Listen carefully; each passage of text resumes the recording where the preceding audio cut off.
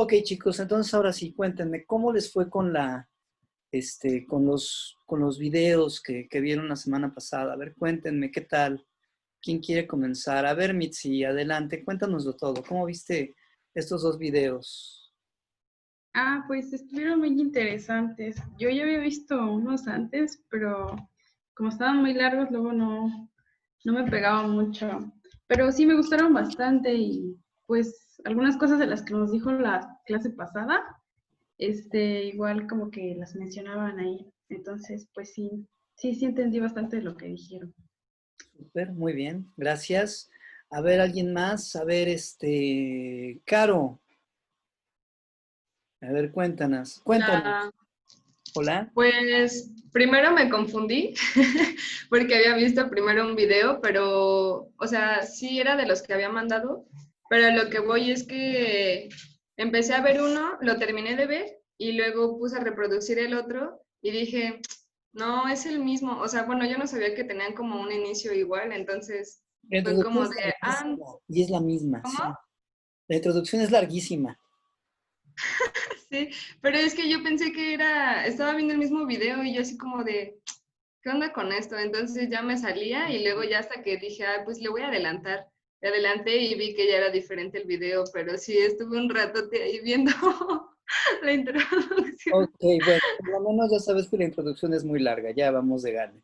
Ok, muy Sí. bien, gracias, Caro. A ver, alguien más, a ver, Joana, cuéntanos, qué crees que es, o qué te llamó más la atención de lo que vieron? Ay, no me acuerdo mucho del principio de cada de los videos. Me acuerdo mucho que estaban detallando como que las pinturas que aparecían y que contaban sus historias, pero no me acuerdo bien exactamente qué onda. Ok, bueno. Gerardo, a ver, cuéntanos, ¿qué puntos importantes crees que se puedan rescatar de estos videos? Ah, pues me pareció interesante. Sí, hubo una parte en la que el presentador, ¿cómo era? Carlos Fuentes. Carlos Fuentes, dice que pues México ya no era ni indio ni español, ¿no? Sino que se convirtió en México. Entonces, eso me pareció interesante. Y, oiga, yo quería preguntarle si ha leído el libro de El laberinto de la soledad de Octavio Paz, que también creo que aborda como mucho eso, ¿no? Como de la identidad perdida o el encontrar una identidad en el mexicano. Es la búsqueda de la Y, identidad, justamente, la idea de la soledad, precisamente que se hace a partir justamente de este rechazo que existe del pueblo indio al mestizo y del pueblo español al mestizo. Entonces el mestizo está solo, sí, se tiene que formar solo, a partir de muchos elementos, muchas cuestiones que se vuelven realmente muy, muy, muy complejas. Sí, va mucho por ahí eso. Ujú. Ok, gracias. ¿Alguien más que quiera comentar algo? Andrea, adelante. Ay, perdón, pues sin querer. Bien. Pues bueno, a mí me pareció interesante que en una parte del video dicen que murieron más como por las enfermedades que trajeron los españoles que por las armas. Eso fue como, wow. Bueno, yo no me lo esperaba, la verdad. Ok, gracias. Ah, Y sí. también, bueno, también que encontraron como poemas de, pues que relatan, ¿no? Cómo se sentían ellos cuando pues vieron que ya habían invadido como pues su hogar, ¿no? Y habían cambiado las cosas y así. Eso también me gustó. Ok, muy bien, gracias, Andrea. ¿Alguien más? Jimena, platícanos un poquito. Y luego Luis Ah, Mario y luego Judith. yo, o sea, del primer video, eso que dijo Andrea, que los españoles traían enfermedades como la viruela y la tifo, y que murieron más, o sea, como el 10% de la población o algo así, más que con las armas que traían, que les impactó que traían caballos, pistolas y espadas, creo que eran.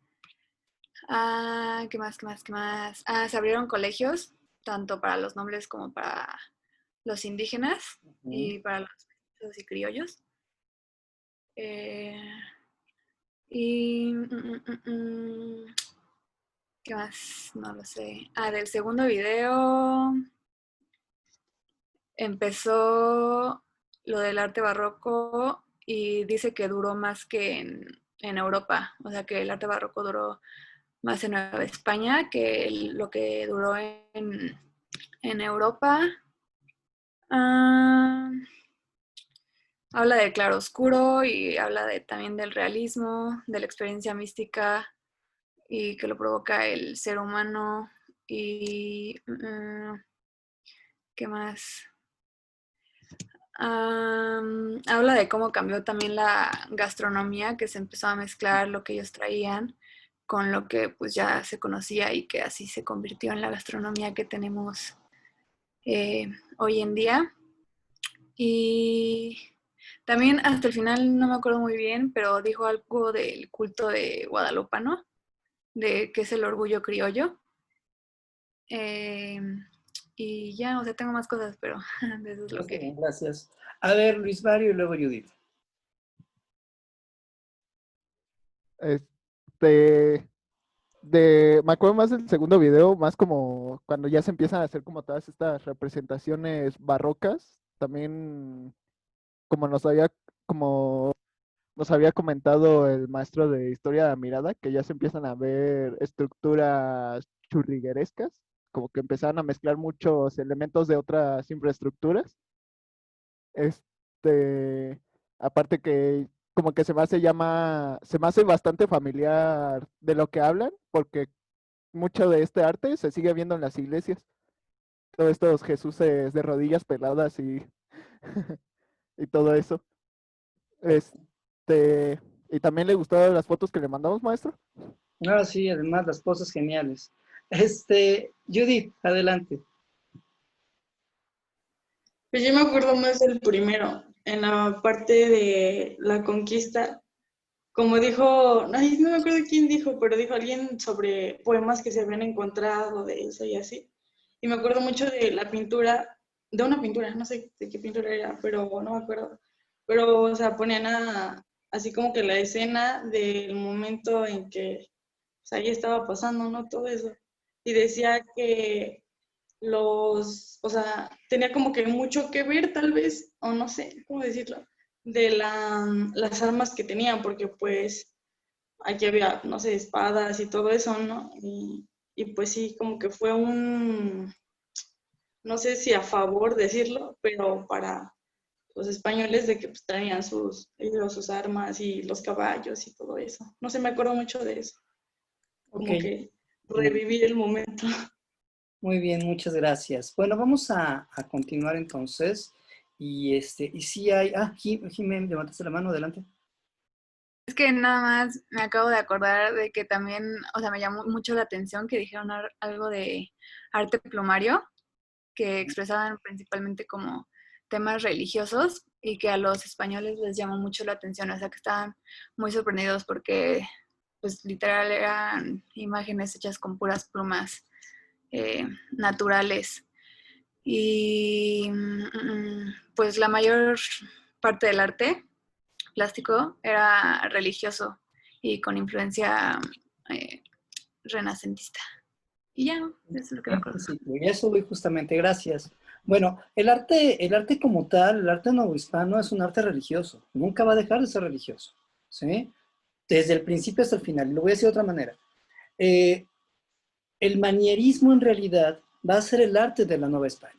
Aun cuando llegue el barroco, aun cuando lleguen los neoclasicismos y aún inclusive las tendencias más modernas del siglo XIX, no va a perder ese aspecto manierista. El manierismo se vuelve lo canónico en el arte novohispano. Eso hay que entenderlo también desde lo que decíamos, de lo que ocurre en España. Si ustedes recuerdan el semestre pasado que hablábamos no es cierto, hace rato que hablábamos, el semestre pasado no, de las sesiones anteriores, que hablábamos del arte novohispano y hablábamos de todo este asunto de lo místico, el misticismo español, pues eso terminará permeando aquí. Pero lo que sí dijimos el semestre pasado, cuando mencionamos al Greco, que era lo que yo me refería, es que también comentábamos que en España no existe la idea de artista, ¿sí? ¿Por qué? Porque todavía está completamente supeditado a los valores y a los cánones y a los pedidos que le exige, en este caso, la Iglesia, ¿sí? Es decir, el artista español todavía no se autorreferencia yo en tanto artista, ¿sí? no pone una especificidad, no muestra su diferencia, como harán los artistas italianos, ¿sí? Además de que el humanismo nunca termina de permear precisamente en España, y por tanto en la Nueva España pues jamás va a llegar.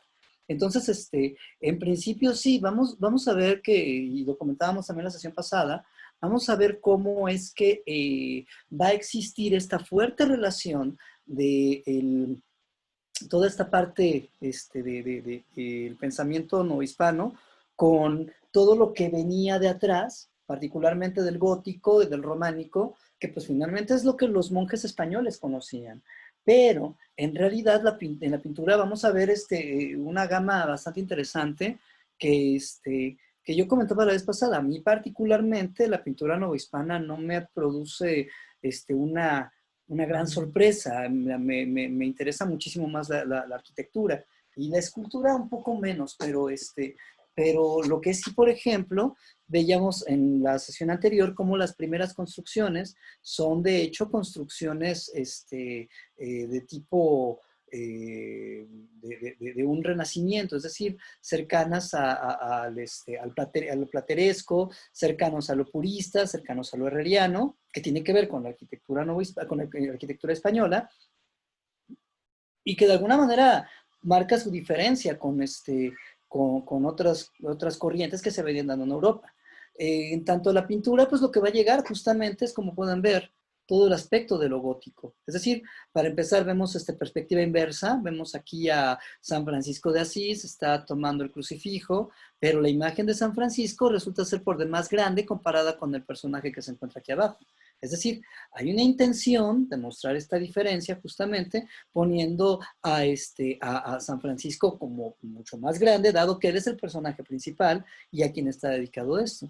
Vemos otros elementos, el cráneo, las escrituras, el crucifijo, los estigmas, como parte finalmente del rollo religioso que el mismo San Francisco nos está mostrando.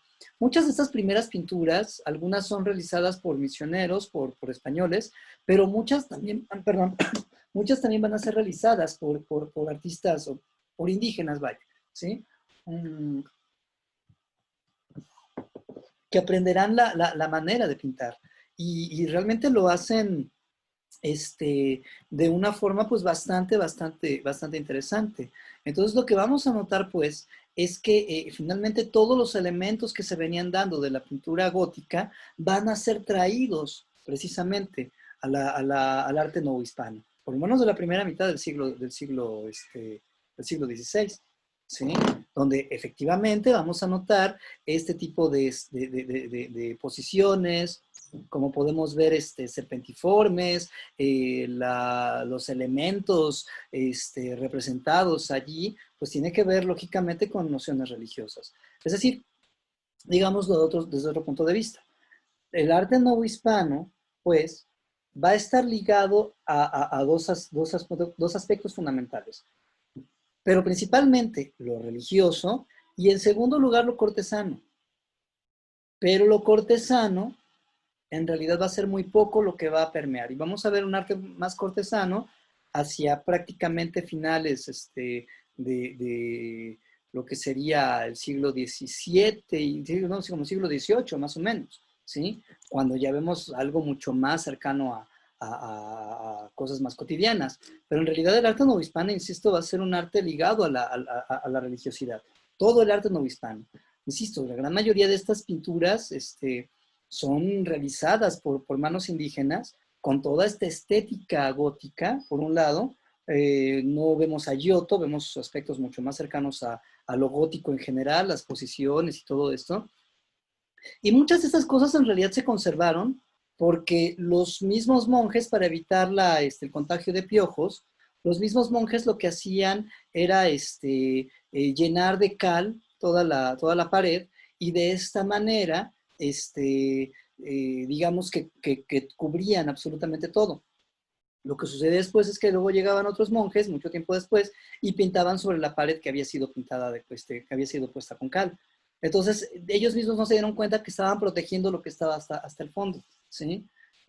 Actualmente muchas de estas pinturas se han podido recuperar precisamente a partir de que se empiezan a hacer algunos trabajos de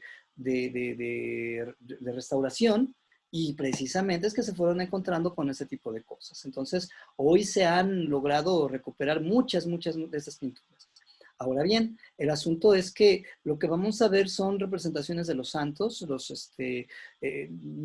los santos, la representación de los primeros evangelistas que van a llegar a la Nueva España, ¿sí? Y muy al estilo de los evangelistas y de los apóstoles de Jesús, ¿sí?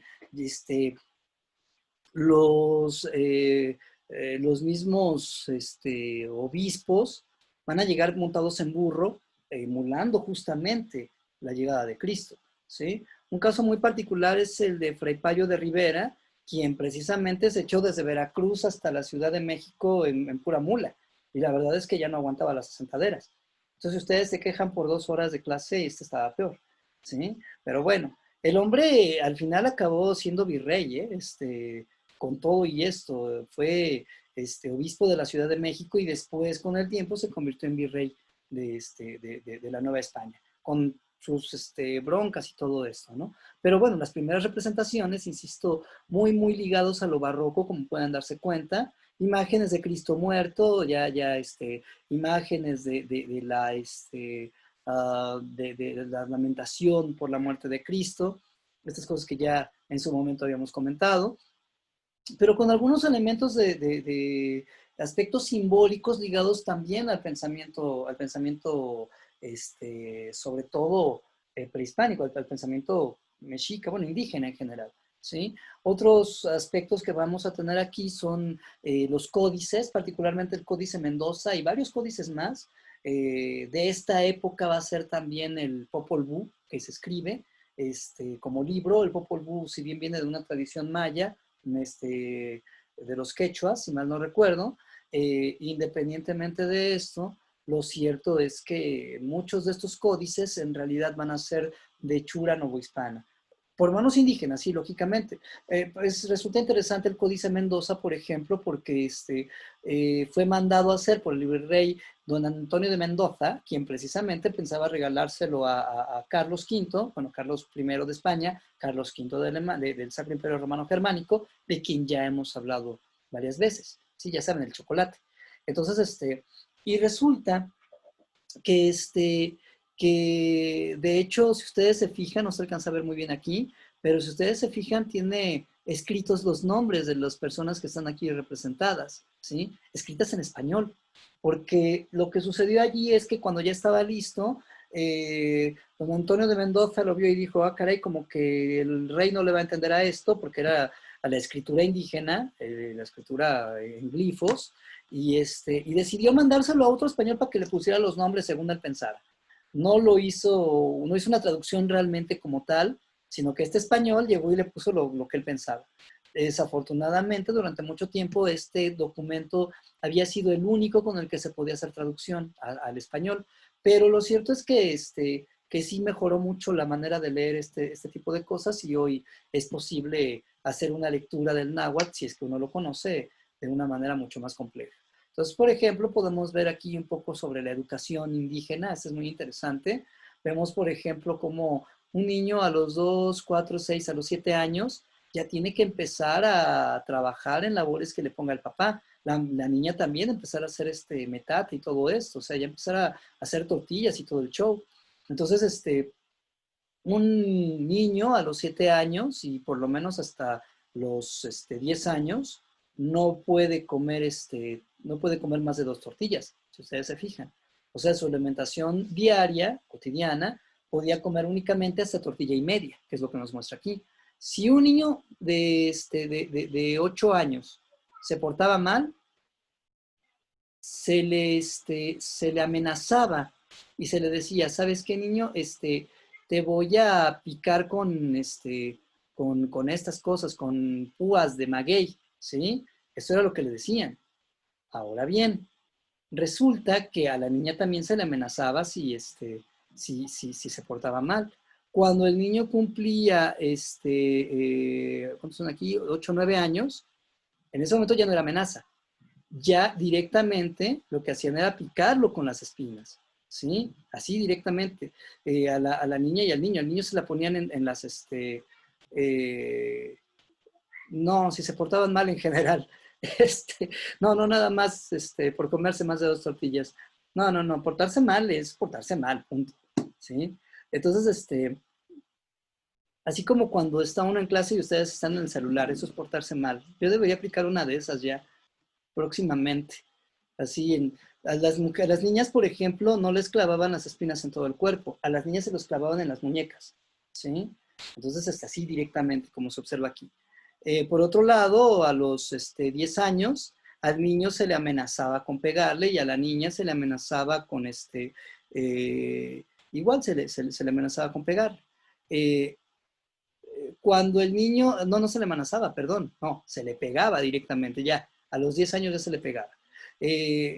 A los 11 años, si el niño se seguía portando mal, se les obligaba a oler chile directamente del fuego, ¿sí? A las niñas nada más se les acercaba un poco menos, pero aún así seguían comiendo tortilla y media. Si a los 12 años se seguían portando mal, a los niños los acostaban en metates de espinas, con espinas vivas, ¿sí? Como se observa aquí, y a las niñas se les obligaba a barrer de noche, ¿sí? Y dirán, bueno, ¿eso qué tiene de peligroso? El problema es que barrer de noche es una cuestión de deshonor, y en ciertas culturas eso es como completamente prohibitivo.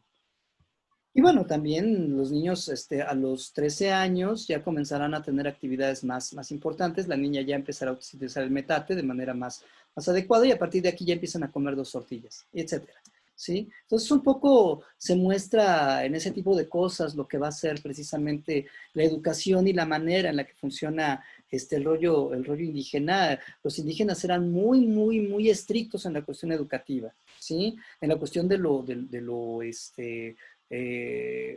moral, inclusive hay una moralidad muy fuerte dentro de todo esto. Y no quiero decir que no haya habido gente inmoral, porque la había, ¿sí? Pero los castigos también eran muy severos. Por ejemplo, una persona común y corriente no podía tomar pulque, no se podía embriagar, ¿sí? El asunto del pulque, que lo empezó a tomar todas las personas, fue a partir de que los españoles se dieron cuenta que el pulque funcionaba igual que el licor, y entonces lo que empezaron a hacer fue darle el pulque a los indígenas para atolondrarlos, ¿sí? Pero de entrada el pulque era una bebida de los dioses, y por tanto entonces solamente las personas mayores de 60 años podían beberla, ¿sí? Cualquier persona que fuera encontrada bebiendo pulque, borracha, entonces era castigada, y era castigada fuerte, ¿sí? No sé si con la vida, y si no me atrevo a decirlo, pero hay quienes dicen que sí. Ahora bien, lo que vamos a ver aquí es un poco lo que mencionaba Jimena del arte plumario. Aquí está un ejemplo de arte plumario, donde precisamente lo que vamos a notar es el uso de plumas para lograr este tipo de representaciones. ¿Sí, Raúl? Y entonces, en ese sentido, yo no entiendo por qué si las imágenes están al frente, están acá viendo para abajo. O sea, no me explico si tienen doble pantalla o cómo funciona. Entonces, digo, si van a entrar y van a estar en otra cosa, pues mejor no entren. O sea, no pierdan su tiempo en algo que no les interesa, créanme. Es menos desgastante. Entonces, así no se estresan y no le van a decir al director que los tratan mal.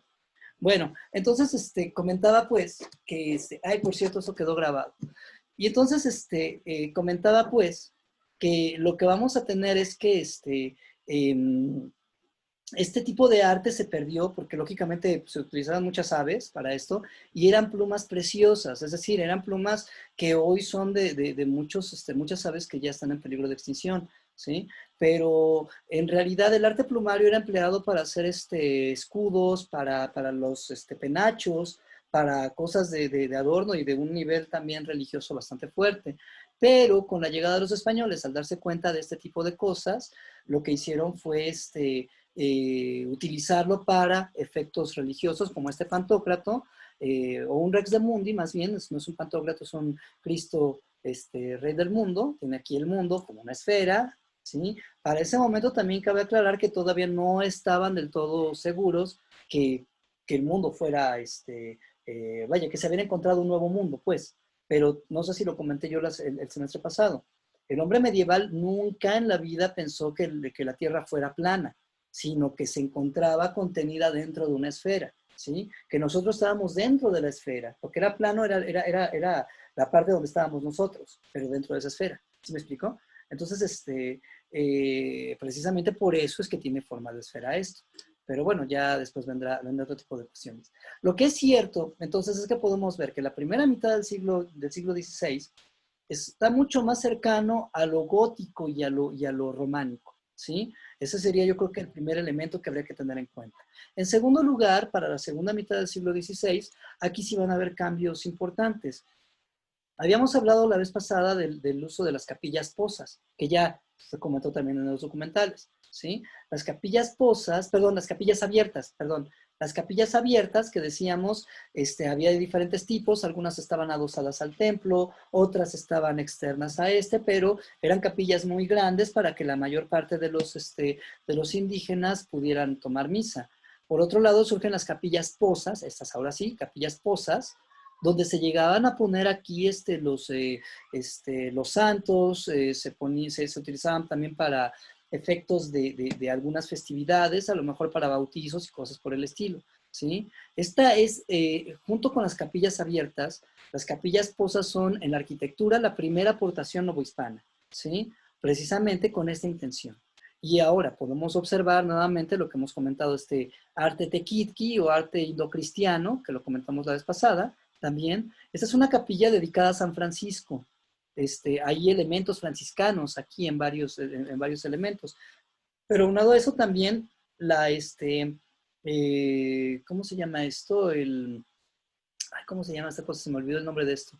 Bueno, el lazo que se ponen aquí, precisamente, cada nudo del lazo del hábito representa un pecado que se está, digamos, que están ellos salvando, digamos, están logrando sobrepasar a través precisamente de la penitencia, ¿sí? Entonces se van haciendo los nudos en función de toda esta vida de recogimiento y de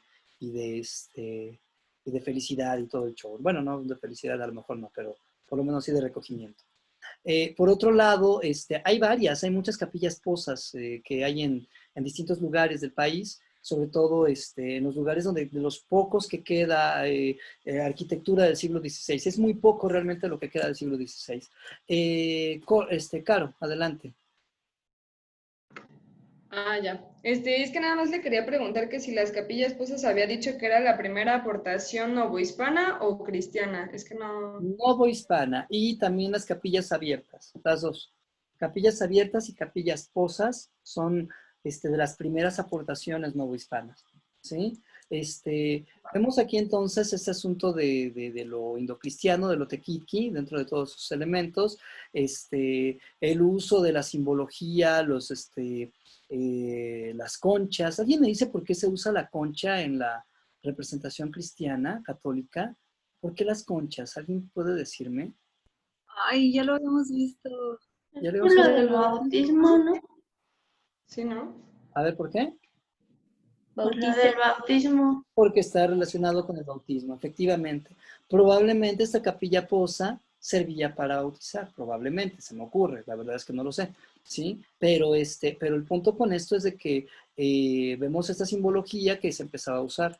Empiezan a surgir también ya basílicas y catedrales importantes. La primer catedral que se terminó de construir antes de que se terminara el siglo XVI fue la Catedral de Mérida. Y como podemos observar, esta catedral, si ustedes se fijan, prácticamente la estamos viendo como con una arquitectura purista, es lo que se observa, no hay elementos, no purista, perdónenme, herreriana, prácticamente no hay elementos. Acuérdense que la arquitectura herreriana es una arquitectura donde prácticamente no existen adornos, es muy, muy lisa, ¿sí? La parte de la portada principal, podemos ver el uso de pilastras corintias. Los santos normalmente se pone a San Pedro del lado derecho y San Pablo del lado izquierdo, ¿sí? Como pilares, como parte de la puerta de entrada al templo. Y por otro lado, un símbolo de la Nueva España, ¿sí? Donde podemos observar al águila comiéndose la serpiente, que va a ser, digamos, de las representaciones que van a continuar pues, prácticamente desde entonces hasta nuestros días, ¿sí? Entonces, que se estará tomando como un símbolo de lo mexicano. Insisto, aquí no hablamos todavía de mexicanos como tal, son novohispanos. Y en ese sentido hay una búsqueda de identidad del novohispano también bastante fuerte que habría aquí también que matizar. La Catedral de Guadalajara también es de corte herreriano, tiene aquí las portadas principales muy puristas en general, y lo único que no es de ese momento es el uso de estas, ¿cómo se llaman? Estos torres con forma de punta, con terminaciones en punta. Esos son posteriores, ¿sí? Ya esas torres son del siglo XIX, son muy posteriores.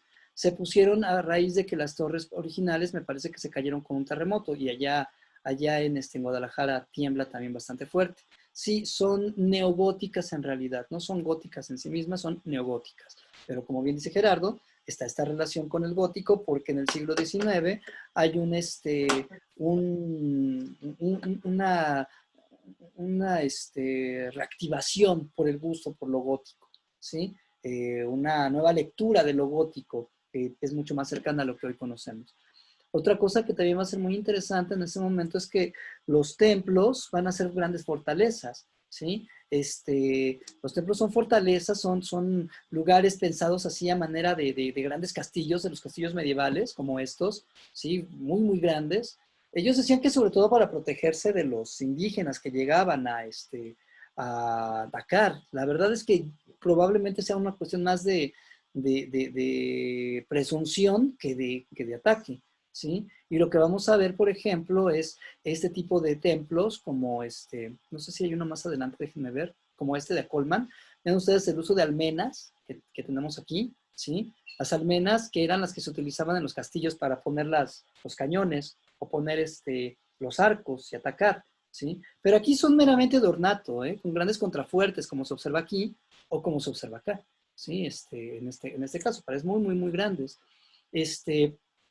Igual, de corte herreriano, la gran mayoría de ellos, está ya con un estilo purista muy claro, un estilo renacentista, como se puede observar aquí, un arco de medio punto, tenía pintura aquí en esta parte, ya se ha perdido, en Tecali, en Puebla, y además es muy interesante este templo, está padre.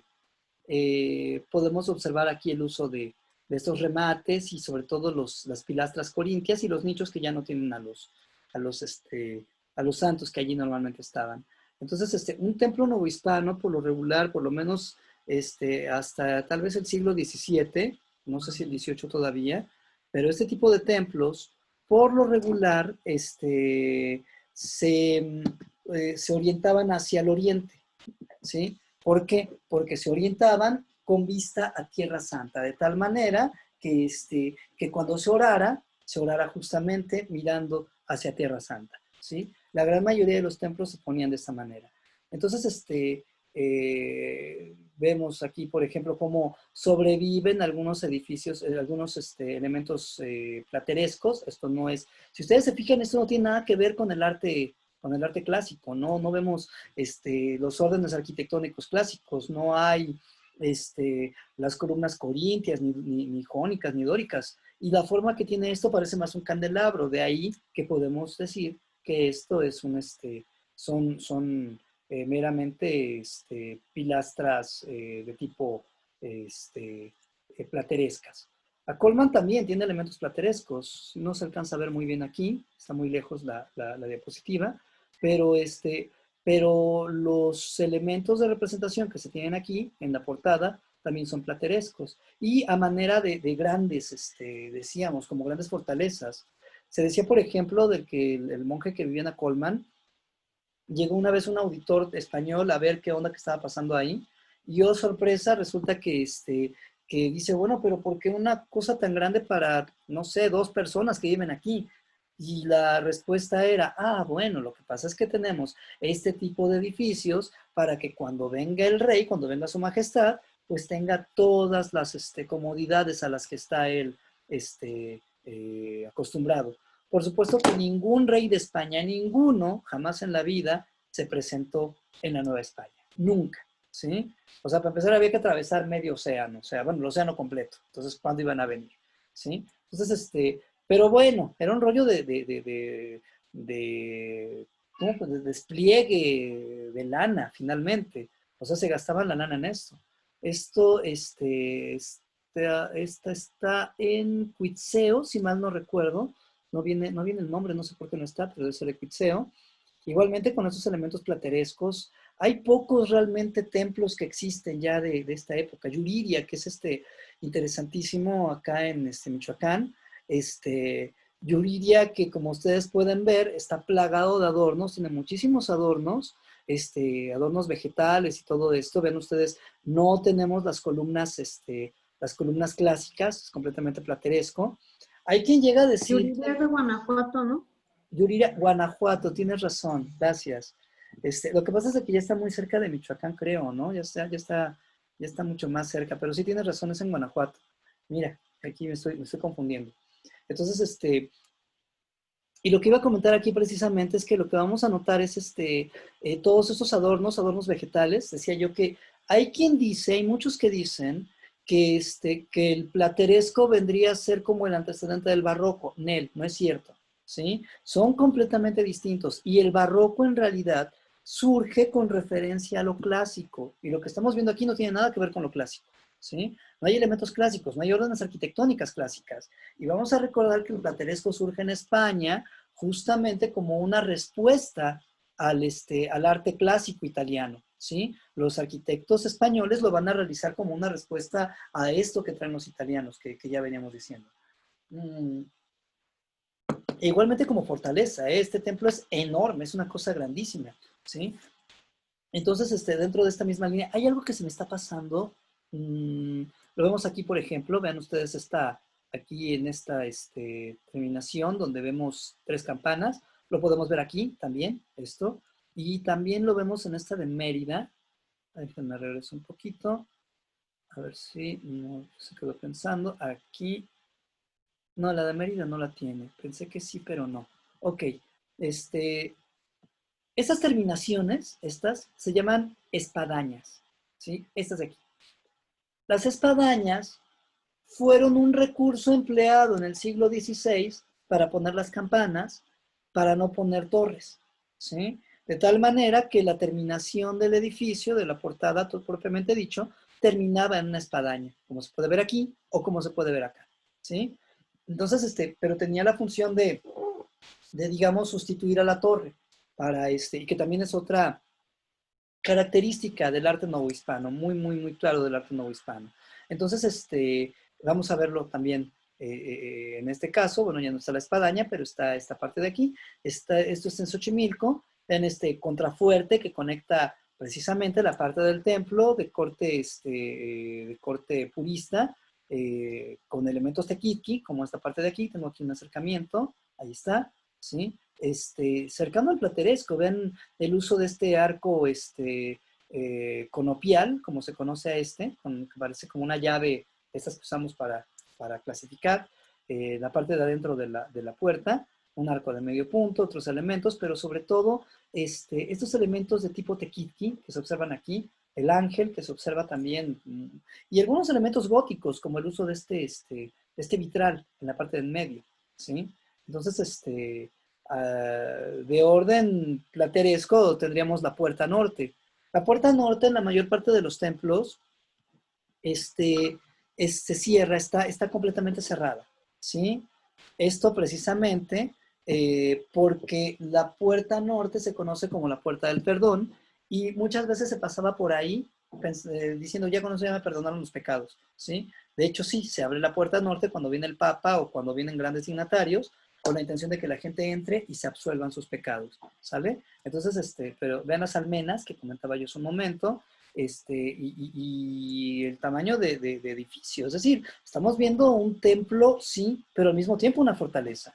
Aquí se ve el contrafuerte, grandísimo, gigante, para soportar el peso de las paredes, que era también enorme, ¿sí? Y bueno, vamos a ver otros templos similares en Tepeaca, en Cholula, que hay una cantidad impresionante también de templos del siglo XVI, de esta segunda mitad, como en Huejotzingo, por ejemplo, con este tipo de arco multilobular, tiene muchos lóbulos, la parte central es conopial, pero también la manera de generar ese tipo de representaciones, insisto, tipo fortaleza, que será yo creo que el asunto fundamental aquí, la fortaleza como uno de los elementos principales, y que insisto, tomando reminiscencias entre lo plateresco, entre lo gótico, lo románico, etcétera, todos esos elementos que vamos a ver aquí, reunidos en todas estas cosas, ¿sí?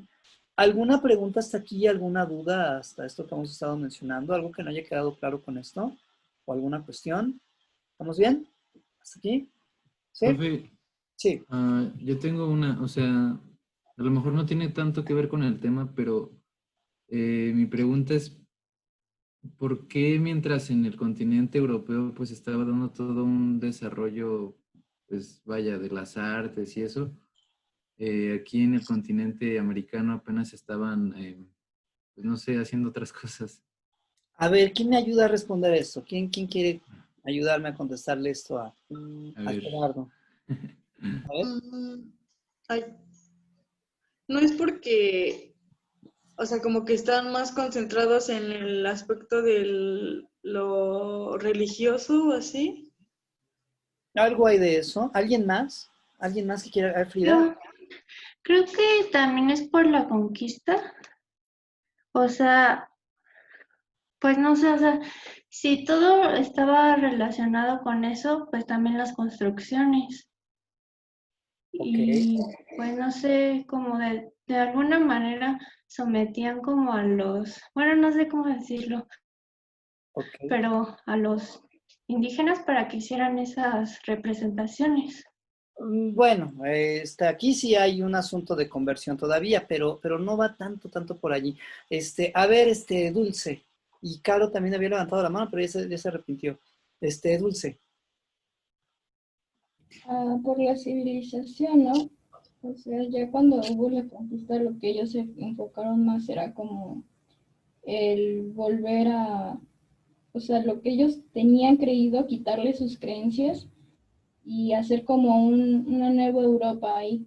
O sea, supuestamente, por lo que yo había visto por el otro video que Cortés llegó a conquistar, lo que a él le importaba era volver a recrear una pequeña Europa ahí, pero... Más que una nueva Europa, hacer una nueva Jerusalén.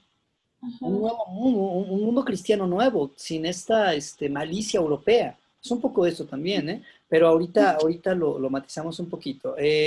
Caro, adelante. Sí, bueno, solo complementando eso, supongo que era más que nada, bueno, fue tardío porque, bueno, de Europa fue cuando venían a lo de la conquista y pues fue como empezar desde cero, ¿no? Y además pues quitarnos igual los ideales que teníamos antes, bueno, nuestras creencias más bien y las costumbres y todo eso, para que nos moldearan a sus creencias y yo creo que fue como algo... ¿Cómo se dice? Como rústico al principio, pero ya después fue como agarrando forma.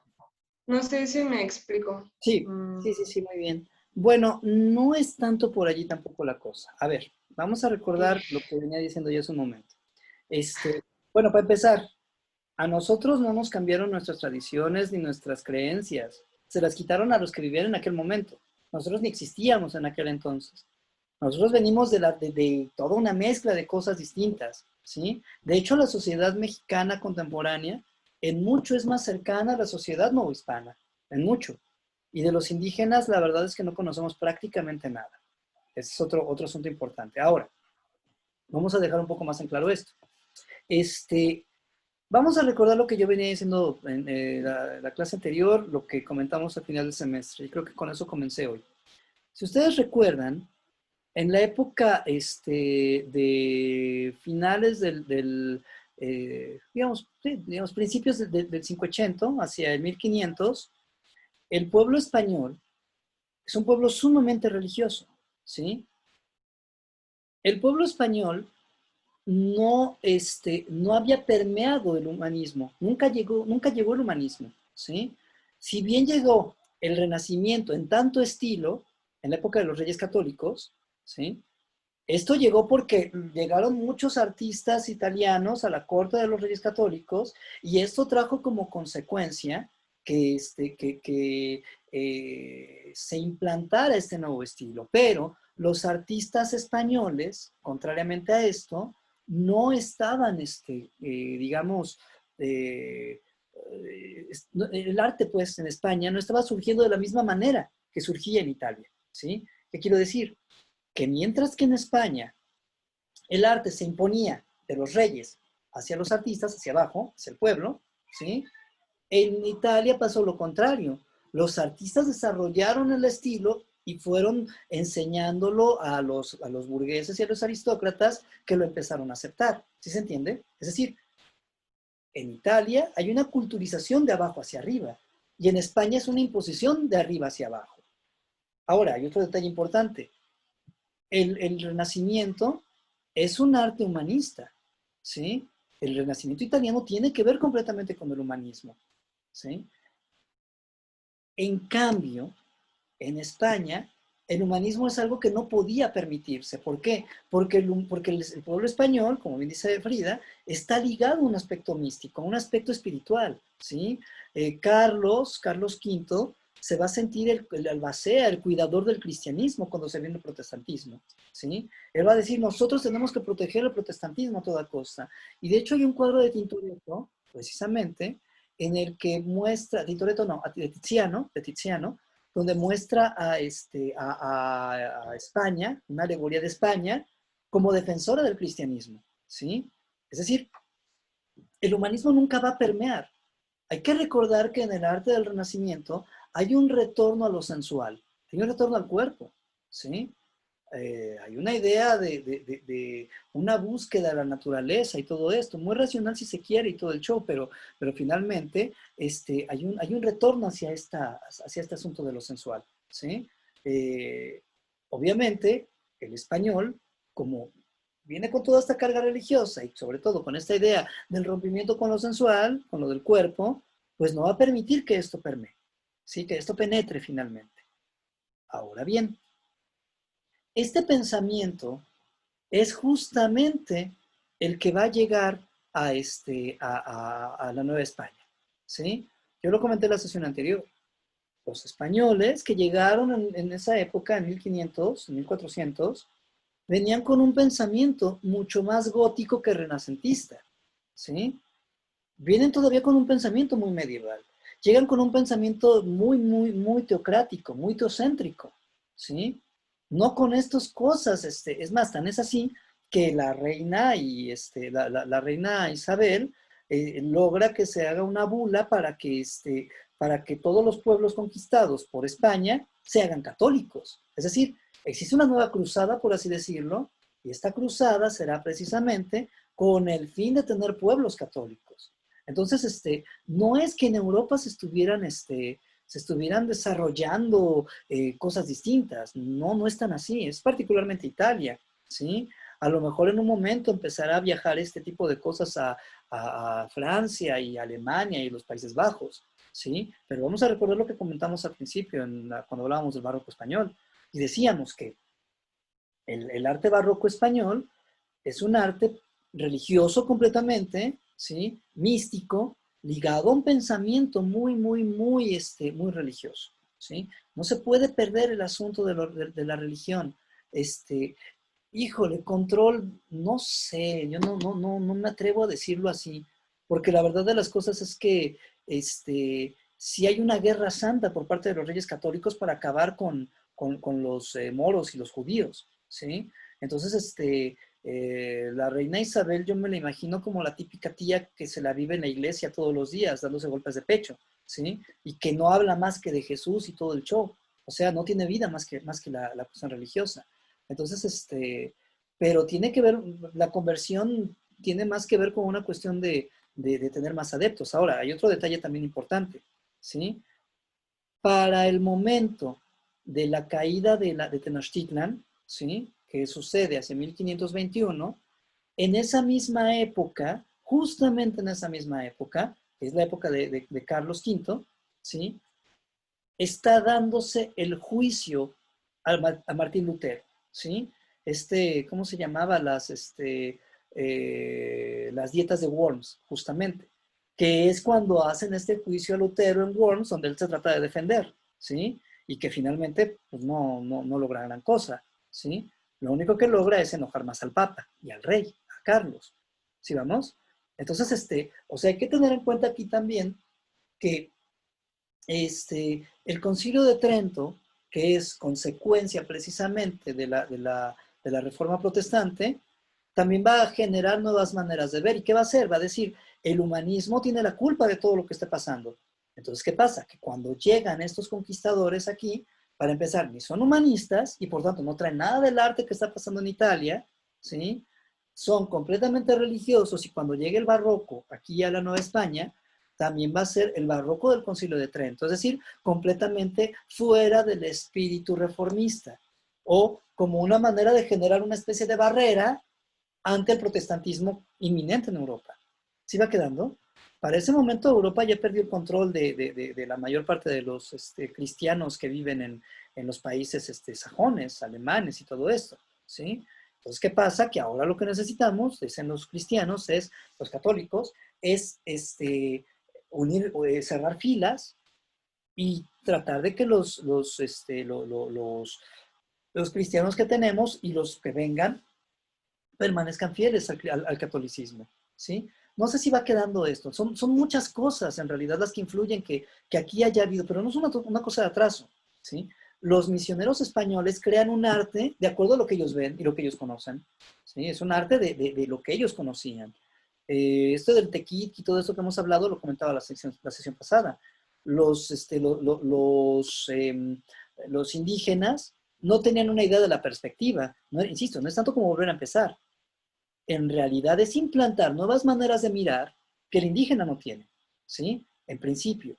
Y en segundo lugar, yo creo que más importante aún, es el asunto de utilizar la cuestión religiosa como una manera no solamente de sometimiento social, perdón, sino de eso también. Salud. Gracias. Salud. Gracias. De sometimiento social, sino también de sometimiento religioso, ¿sí? Se implantaron nuevos dioses, pero también, yo lo dije la vez pasada, no porque hayan pensado ¿cómo se dice? Que van a terminar con todos ellos porque sí, sino por el hecho de que el misionero español en ese momento cree que está haciendo lo correcto, ¿sí? Que sería yo creo que otro de los aspectos fundamentales de esto. Entonces el misionero español se murió pensando que él venía a implantar una nueva forma, venía a civilizar y a enseñar la palabra de Dios, ¿sí? Que pobres tipos que viven de este lado del charco no lo conocen. ¿Sí va quedando? Entonces, por eso insisto, no es que haya habido un atraso, ni siquiera, porque en España está pasando lo mismo. Lo que quiero decir es que en realidad mucho de este arte se va haciendo a partir de lo que el misionero español conoce y también, insisto, como una forma de defenderse del humanismo y de otros elementos que el cristiano católico de ese momento considera como poco adecuados para una cristianización adecuada. ¿Sí queda esto? ¿Sí se entendió esto que estoy comentando? ¿Sí? ¿Alguna pregunta? No sé, Gerardo, ¿alguna cosa por allí sí quedó? Sí, creo que, o sea, como que no lo había hilado, ¿sabes? No había hilado toda esta parte de lo del misticismo español con lo de la conquista. Entonces fue como, Sí. ok. Sí, no, por eso mismo nos vinimos por este camino. Entonces, que dijimos, vamos a dejar a Rubens tantito del tintero, vamos a agarrarnos esto porque esto es principalmente importante para entender hacia dónde se va a mover el arte novohispano. Sí entiendo que puede resultar muy pesado de pronto el arte novohispano, es tediosón, ¿sí? Por toda esta carga religiosa que tiene. Pero lo que sí es cierto es que finalmente es lo que termina pasando en la Nueva España y finalmente sí es parte de lo que pasó con lo que hoy conocemos como México, que va forjando una forma, una identidad que a lo mejor se ha modificado con el paso del tiempo, pero que finalmente sí se va generando, ¿sí? Entonces, el punto con esto es que este arte del siglo XVI, hay un autor que es muy importante, que es Manuel Toussaint, se los voy a anotar en el chat. Manuel Toussaint, y que tiene un libro que se los voy a mostrar también, un pequeñísimo libro que es aquí, ¿sí lo ven? Que es Arte Colonial Mexicano, pequeñito, miren, así chiquitito, así como pueden ver, que es como la Biblia del arte novohispano, del arte colonial, ¿sí? Y por cierto tiene un poco de polvo. Entonces, este libro es, para empezar, sumamente difícil de conseguir. Creo que yo conseguí uno en electrónico escaneado. Voy a ver si lo tengo por allí, porque me parece que creo que sí lo guardé en alguna ocasión. Y si no, un día que podamos regresar a la biblioteca, se los lo voy a prestar para que lo escaneen. Pero bueno, este texto es bien importante porque él establece precisamente varios elementos de cómo clasificar el arte novohispano. Para Toussaint, y a eso iba, sí hay como, digamos, una especie como de separación del siglo XVI entre un intento de Edad Media y un intento de Renacimiento.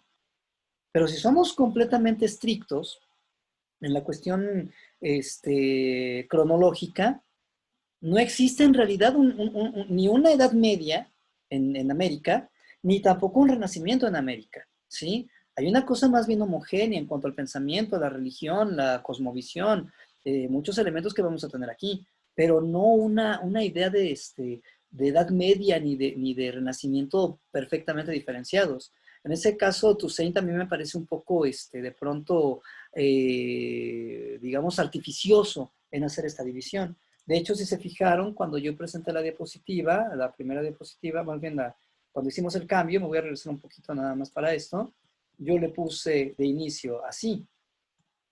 Renacimiento, manierismo, pero así.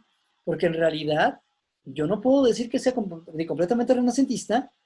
Manierista a lo mejor sí, pero no renacentista. ¿Por qué? Porque tampoco el Renacimiento, insisto, permea en España, ¿sí? Por lo mismo que he estado diciendo desde hace rato. O sea, no puede permear porque no hay un humanismo tampoco. Entonces, los templos pues van a ser muy complejos, van a ir de lo clásico a lo plateresco, como este edificio que es el edificio de los Montejo en Mérida, que además actualmente es un centro Banamex aquí, ¿sí? Hay un banco y hay cajeros y hay museos, está padre el lugar. Pero bueno, ustedes han hecho remodelaciones y aquí dejaron esto, esta es la columna original del siglo XVI, le pusieron esta para poderlo soportar porque la casa ya se estaba viniendo cachos, pero vean qué interesante, dejaron esta para que la gente pudiera observar cómo era la columna anteriormente. Ha habido como esta noción de conservar estos aspectos históricos dentro de todo esto. Y bueno, pues sí, efectivamente, como he venido comentando, este es un lugar meramente, ¿cómo se dice? Meramente, vaya, ya es un banco, pues. Era un edificio civil y actualmente funciona como un banco y un museo. Querétaro, bueno, también tiene algunos templos como en el Marqués, que se conoce como la Iglesia Chiquita, y me parece que es de los pocos templos que hay del siglo XVI que se hacen en ese momento, y bueno, ya ha sido remozado hacia el siglo XVII. Vemos la cruz atrial, que era lo que yo comentaba. Esta cruz atrial en realidad es de 1809. La cruz original, aquí se alcanza a ver, muy lejos, pero aquí se alcanza a ver, ¿sí? Detrás de este contrafuerte está la fuente. Aquí dentro se puede ver ¿cómo se llama? La pila original donde se bautizó Conin, o al menos eso dicen, ¿sí? Vemos aquí la espadaña completamente adosada al templo, y un templo por demás herreriano, ¿sí? Seguramente, bueno, esto debe haber sido un templo de indios, porque a partir de aquí también se van a hacer templos específicamente para el culto indígena, y templos para españoles, para los peninsulares y los criollos. Es decir, lo que va a haber es como esta separación, digámoslo así,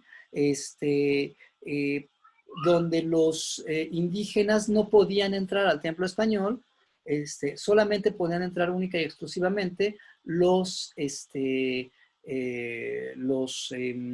la nobleza indígena, pero fuera de esto el pueblo indígena no podía entrar a los templos, ¿sí? Y bueno, eso es de lo poco que hay en Querétaro. En la pintura ya se hace más interesante, sigue con esta línea meramente gotizante, muchísimo más cercano a Giotto. Aquí sí ya es muchísimo más cercano a la pintura de Giotto. Vamos a recordar aquí la importancia que tiene Giotto con la humanización de Cristo, entre otras cosas. Ya hay más volumen, hay más elementos de luz y de sombras, que lo hace también mucho más complejo.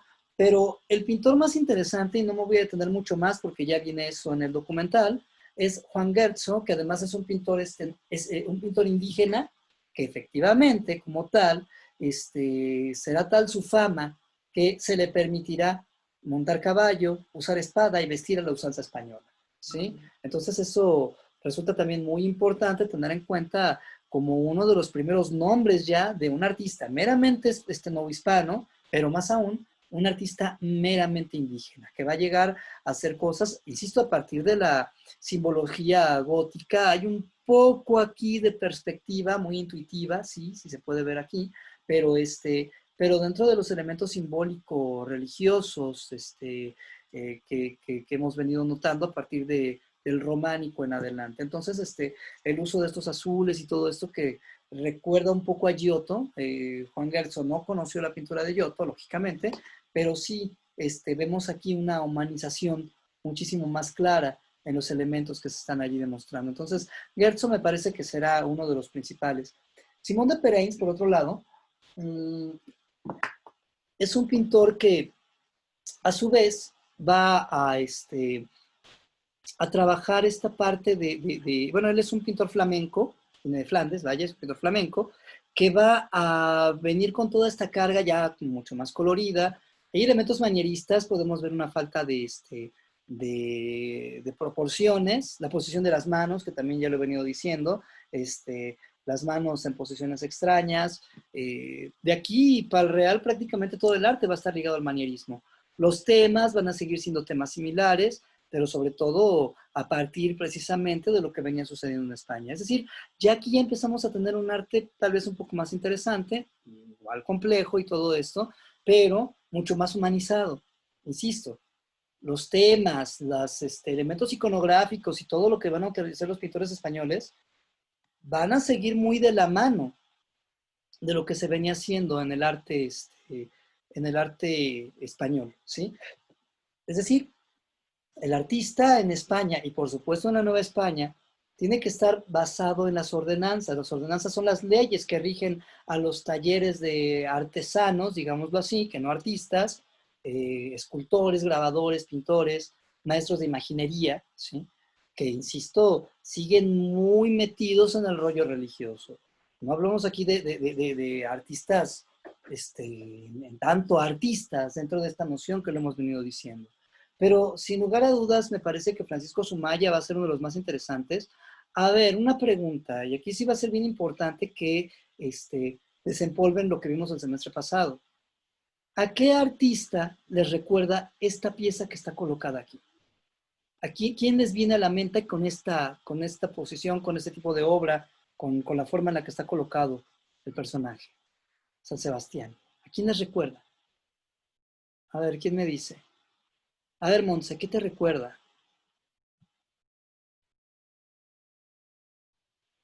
¿No te oyes? ¿A Goya? No, Goya ni siquiera había nacido para esa época. Ay, perdón. No existía. A ver, alguien más.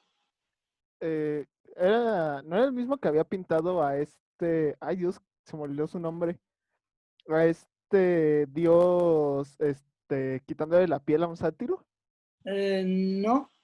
No, es anterior a él, de hecho. Ay, pero me estoy avanzando. Ahí está. Al que dices es el Españoleto. Hay algo de él, sí hay un poco, pero además hay un poco de él. ¿A quién más? Fíjense en la mirada. Ay, perdón, ¿no es San Miguel? No, o sea, sí es una pintura miguelangelesca, claro, pero todos los pintores pintaban igual. Ah, no, sí. A quien es más, le subo un punto a quien me lo diga. Yo ¿Tienen sé. 5 segundos? 1, 2. Yo sé. A ver. Al Greco. Ay, ¿quién dijo? ¿Quién dijo? Oh, Frida. ¿Quién? ¿Quién dijo? Sí, Frida. Oh, Frida. Frida. Muy bien, Frida, te ganaste tu punto. ¿Me lo recuerdas, porfis? ¿Sabes? Al Greco, exactamente. Tiene muchos. Vean los fondos. Sí, el fondo es muy similar también a Tiziano. Es completamente manierista. Observen el fondo, muy tizianesco. La manera del cuerpo es un cuerpo que tiende a ascender, alargado, ¿sí? Sí, hay volumen y todo esto. Esto ya podría pasar por barroco si se quiere, pero los elementos de los fondos y todo esto es muy del estilo de Tiziano, muy del estilo de Tintoretto. Sí, es completamente manierista. La posición en la que se encuentra el personaje, el alargamiento, vemos una cabeza pequeña con respecto a todo lo demás, es muy del Greco y de este manierismo místico que plantea el Greco, que habíamos visto en clases anteriores, ¿sí? El semestre pasado. Sí, esto es muy del Greco, precisamente, ¿sí? Entonces, y bueno, ya empezamos a ver una liberación de color que nos va a llevar justamente hacia lo barroco, ¿sí? Y aquí ya hay cosas un poco distintas. Sobre todo porque el color ya se va haciendo más patente. Seguimos viendo toda esta serie de elementos muy, muy formales, muy dentro de lo clásico, pero además de esto, ya vamos a empezar a ver artistas como muy, muy característicos, que será yo creo que otro de los elementos interesantes dentro de esto. Este es Andrés de la Concha, sin duda uno de los artistas también importantes dentro de este manierismo. Hay una falta de proporción, pero aquí ya podemos hablar de artistas meramente novohispanos. Normalmente son artistas que vienen de España, pero su obra la hacen en la Nueva España, ¿sí? Entonces, igual con elementos gotizantes, elementos manieristas. Juan de Arrue también con una paleta bastante interesante, una paleta muy colorida, pero ligado, insisto, sobre todo es más cercano a lo mejor a lo que ustedes me comentaban, al españoleto y estas cosas, pero donde este rollo místico, este rollo religioso, pues finalmente no va a acabar de existir, ¿sí? Alonso López de Herrera libera el color también de una manera muy interesante, pero pues siguen siendo pintores, insisto, muy dentro de lo canónico, de lo español, de lo religioso.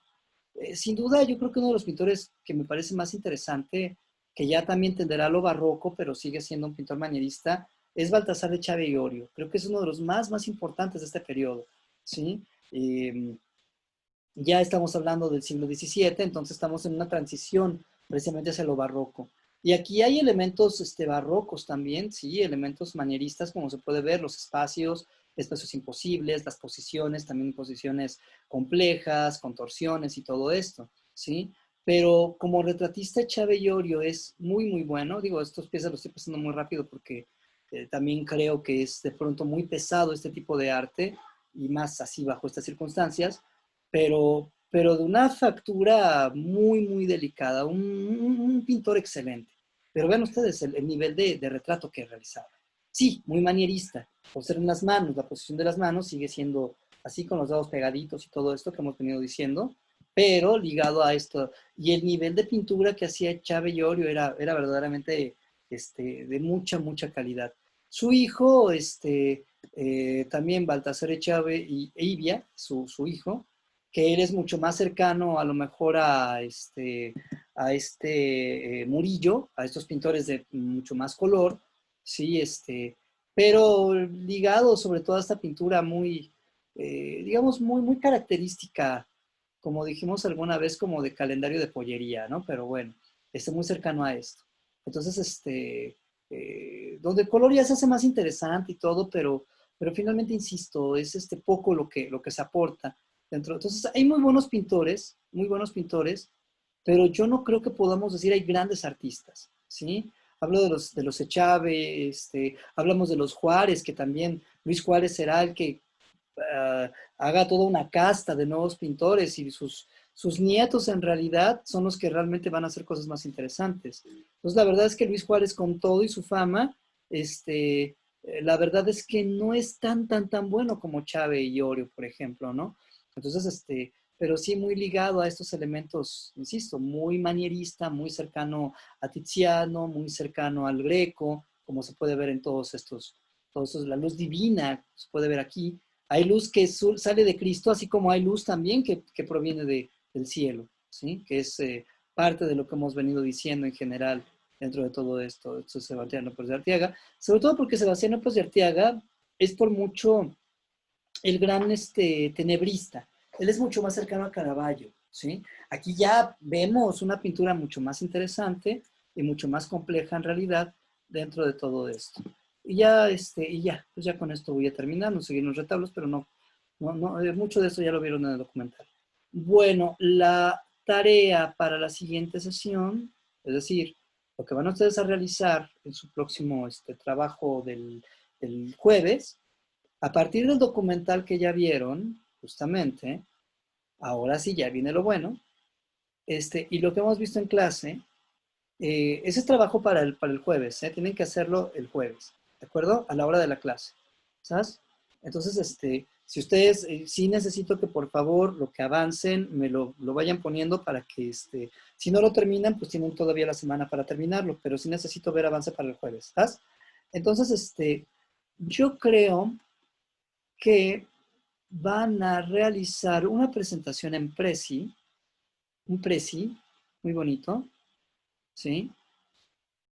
En el que hablen del arte novohispano a partir del documental, ¿sí? O de los documentales que vieron, sobre todo en la pintura y la arquitectura barroca en la Nueva España, ¿sí?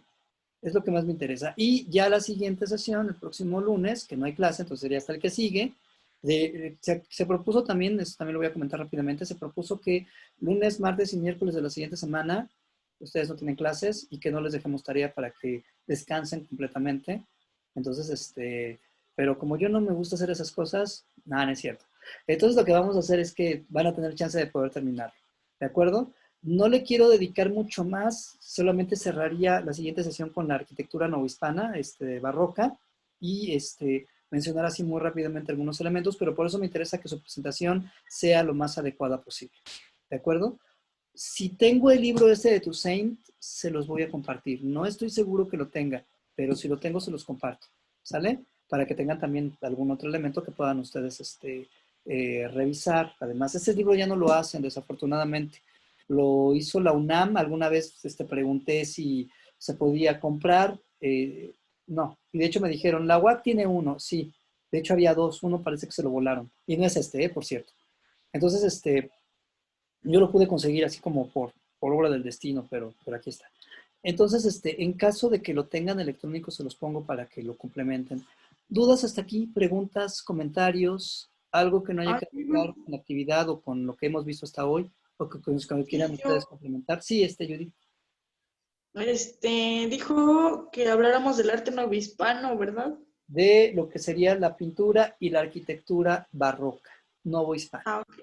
¿sabes? Y, o sea, este es trabajo para el jueves, pero dijo que en los días que no íbamos a tener clase lo podíamos completar o algo así, o sea que... Sí. A mí lo que me interesa es que, por favor, me manden las ligas.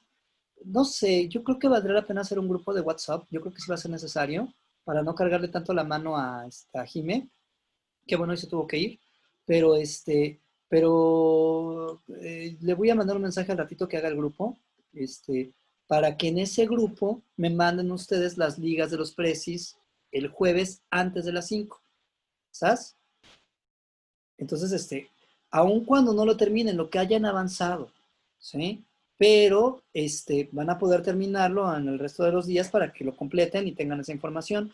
Algunos de los Padlets que hemos trabajado, ya sí los revisé y todo, pero los tuve que borrar porque voy a cancelar esa cuenta de Padlet, ¿sí? Porque creo que me sale más barato si lo saco con la de la UAC. Entonces, estoy viendo, si es así, entonces muchos de los Padlets que trabajamos ya no están. Entonces, por si los necesitaban, ya fue, ¿sabes? Entonces, consideré que muchos de ustedes ya no se metan a los Padlets. Dije, bueno, pues ni modo, tengo que... Entonces, solamente dejé los últimos 3 que se han trabajado, que curiosamente creo que no es ninguno de ustedes. Pero, pero por eso les pedí ahorita un preci, para que esa información ustedes también la puedan guardar, ¿sale? Más preguntas, dudas, comentarios, alguna otra cosa que quieran. Sí, Luis Mario. Maestro, yo tengo una duda. Había mencionado que en las capillas abiertas, solo se les dejaba estar adentro a los españoles y a cierta burocracia indígena. No es burocracia, es aristocracia. Aristocracia. Y a los españoles no tanto, es sobre todo para la aristocracia o para la nobleza indígena y básicamente para las personalidades. Pero no, los españoles entraban al templo, ¿sí? Más bien el español podía entrar al templo, la nobleza indígena podía entrar al templo, pero los demás no. Entonces, una forma de que todos pudieran tomar misa fue precisamente a través de la capilla abierta, ¿sí? Fue la mejor opción que tuvieron allí. Sí, ¿Sabes? sí, pero mi duda era si la nobleza indígena tendría más ciertos, ay, ¿cómo se dice? Privilegios. Privilegios, ándale, más Sí, sí que los tenía.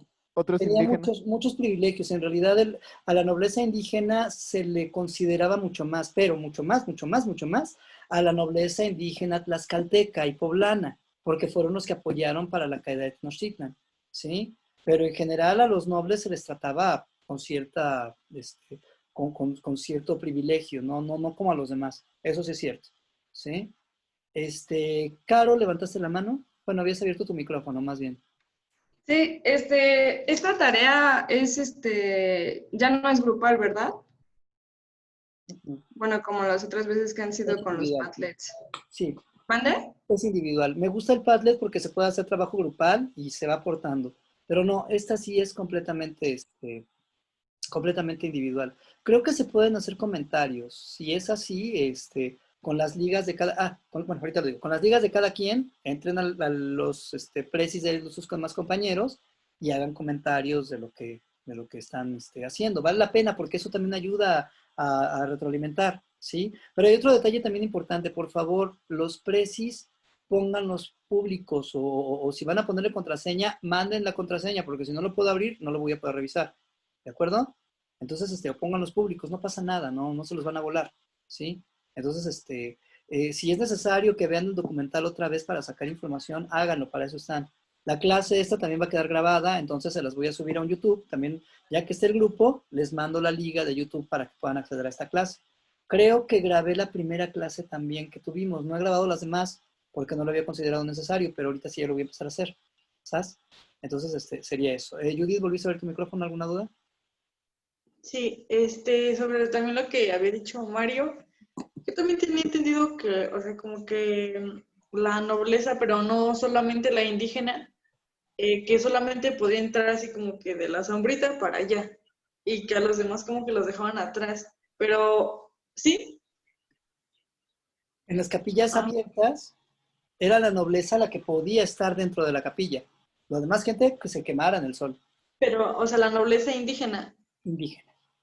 nada más. Nada más. Ah, ok. Nada más. Sí, pues se les trata con privilegios, son nobleza finalmente. Sí los veían como iguales en realidad. En cierta medida yo creo que Cortés, por lo menos hubo un momento en el que sí vio casi como igual a Moctezuma, ¿sí? Pero bueno, eso ya es otro cantar. ¿Alguna otra pregunta, Eli? ¿Alguna pregunta, alguna duda? ¿Alguna cosa que...? ¿Va a subir la tarea en el portal para que le compartamos No, la vamos a mandar al grupo que haga Jime. Ah, ok. ¿Por qué no la estoy subiendo al portal? Hay un detalle aquí importante. Yo no quiero poner ahorita tareas con valor de calificación para que las pueda revisar sin tener que estar poniéndoles calificación a cada rato, porque me lleno de chamba, ¿sí? Lo que quiero más bien es que esta actividad sirva para retroalimentar, por eso también me interesa que ustedes también hagan sus comentarios. Todo lo estoy revisando y todo lo que ustedes hacen, me llegan las notificaciones, todo. Sí, los precis, por eso sé incluso quién estuvo trabajando hasta la semana pasada, por ejemplo, en alguno de los Padlets. ¿Sí me explicó? Entonces, pero lo que no quiero tampoco es ni que ustedes se estresen en hacer una tarea que les califique, que sea una calificación porque va a valer para el final, por eso van a estar los ensayos. Ay, por cierto, los ensayos también, les voy a poner las fechas ya, entonces se las mando por el grupo, ¿sabes? Estas les van a llegar de notificación al portal de cualquier manera, sí, pero ya las voy a poner. Sería una entrega para noviembre, una para octubre, una para noviembre y la entrega final en diciembre. ¿Sabes? Entonces, lo voy adelantando. 15 de octubre, la primera entrega del avance. 15 de noviembre, 14 de noviembre, la segunda entrega del avance. Y creo que es 6 de diciembre, el primer domingo de diciembre. ¿Sí? La entrega final. ¿Sale? Entonces, esas serían las fechas, ya están establecidas. De una vez y quedó grabado aquí. ¿Sale? Entonces ya para que vayan trabajando. Y bueno, ya aquí le dejamos. Eli, ¿vas a comentar algo antes de que nos vayamos? ¿No? Ok. Gracias porque se nos vino el tiempo encima. Ok. Gracias, chicos. Descansen. Nos vemos la próxima. Nos vemos en 2 semanas. Ahora sí. Y Adiós. cuídense mucho. Igual. La puta va Adiós. fea todavía, ¿eh? De veras. Cuídense. Bye. Adiós.